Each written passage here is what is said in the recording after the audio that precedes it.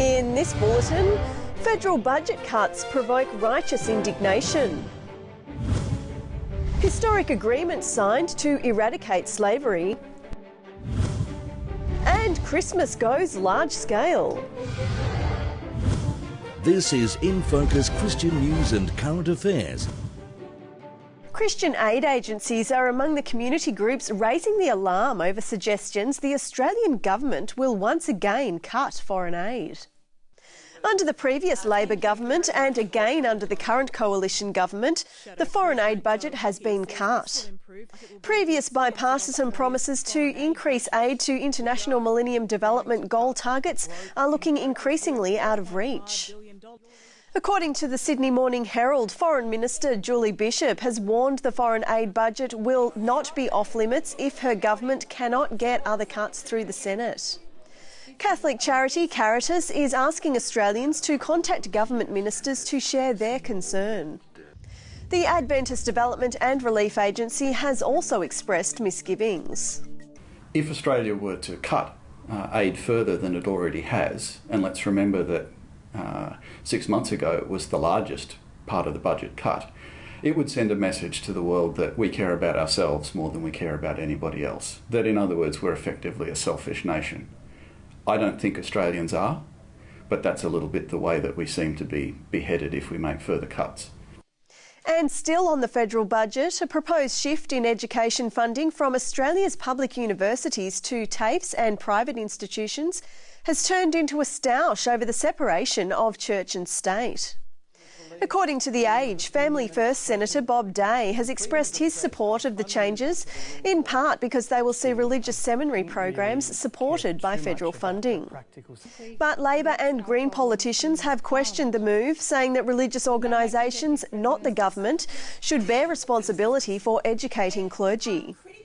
The Senate has blocked the funding changes. The government plans to reintroduce the funding plans next year with amendments. Over the next 5 years, congregations in churches, mosques and temples will hear the message repeated that slavery is forbidden by God. Pope Francis, the Archbishop of Canterbury, and Orthodox, Muslim, Jewish and Buddhist leaders met in Vatican City to sign a pledge to work towards eradicating slavery in all its forms by 2020. Questions have been raised about the absence of representatives from evangelical churches, which, since William Wilberforce, have led the fight against slavery. According to the Sydney Morning Herald, the gathering of religious leaders is known as the Global Freedom Network, which is coordinated by Australian mining magnate Andrew Forrest and his 21-year-old daughter Grace.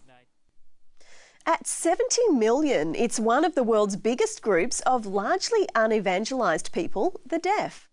But one church in Brisbane is doing its part to communicate the gospel effectively. For some years now, Logan Reserve Adventist Church on the southwestern outskirts of Brisbane has been using Auslan sign language interpreters during its weekly church services and other special events. The church has also made an effort to collect closed-captioned video resources. It's my understanding that the Logan Reserve Church is the only one in the country that's doing anything at all like this, and I would really encourage at least one church in every state or capital city to get on board and do likewise, and we are happy to support you in this. Next year, Logan Reserve will coordinate a church convention aimed specifically at the deaf from Australia, New Zealand and the South Pacific region. The world's most well-known worship leader, Darlene Zschech, says she's praising God after hearing from her doctor that she's completely cancer-free. After surgery and several months of treatment, Miss Zschech's doctor described her recovery as miraculous, although she will need to continue with checkups and medication for some years. Ms. Zschech says she's grateful for everyone's prayers and for the gift of the second half of her life that she says will be dedicated to God like never before. Darlene Zschech and her husband Mark pastor the Hope Unlimited Church on New South Wales' Central Coast. In the 2000s, young pastor Rob Bell was attracting attention with his contemporary approach to ministry and his Nooma videos that gained a worldwide audience. But after heavy criticism of his 2011 book on hell, Love Wins, he left church ministry. But now Rob Bell is aiming at a larger audience than he ever had at his 11,000-strong Mars Hill Bible Church in Michigan. According to Religion News Service, he's been on a speaking tour with Oprah Winfrey and will launch a new television show on her network later this month. Pastor, rock star speaker, best-selling author. Rob Bell! Unconventional. She's wearing a execution device. Revealing. This is actually the secret of criticism. Your exclusive hour with Rob Bell. Sunday, December 21st. It was a time of celebration at Pacific Adventist University in Papua New Guinea as 188 graduating students received their qualifications. PAU is a relatively small institution, but in PNG's rapidly growing economy, students are clamouring to get in.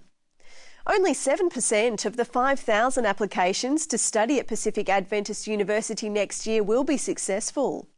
This is a similar acceptance rate to some of the world's most sought-after universities. Christian tertiary institutions are widely regarded in Papua New Guinea as providing the best quality education available. A crowd of 52,000 has come close to packing out El Salvador's largest stadium, not for a football game, but to hear Australian evangelist John Carter. The event topped off public meetings held in 93 locations around the country and coordinated by local Adventist congregations. Pastor Carter focused on the person of Jesus and the biblical prophecies that predicted his coming as Messiah. By the end of the 3-week campaign, more than 4,800 people had been baptised, with thousands more making a commitment to Christ. Over the last 20 years, it's become a Christmas tradition for thousands of Aussies and Kiwis to take a walk on the road to Bethlehem. For out of you will come a ruler, who will be the shepherd of my people Israel. I will eliminate him from the face of the earth. That's what I'll do. The Road to Bethlehem concept was first launched in Melbourne 2 decades ago. This year, 15,000 people are expected to participate in the live nativity experience, not counting the crowds flocking to similar events everywhere from Perth to Christchurch.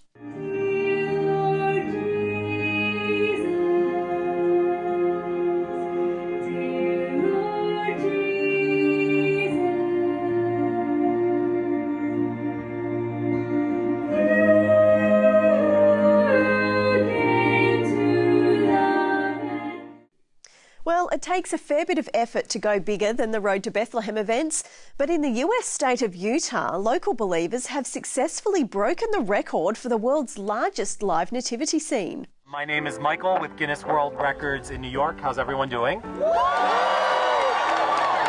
You had 1,039 participants, which is a new Guinness World Records title. Crucial to the success of the record attempt was the angelic host, which numbered over 1,000.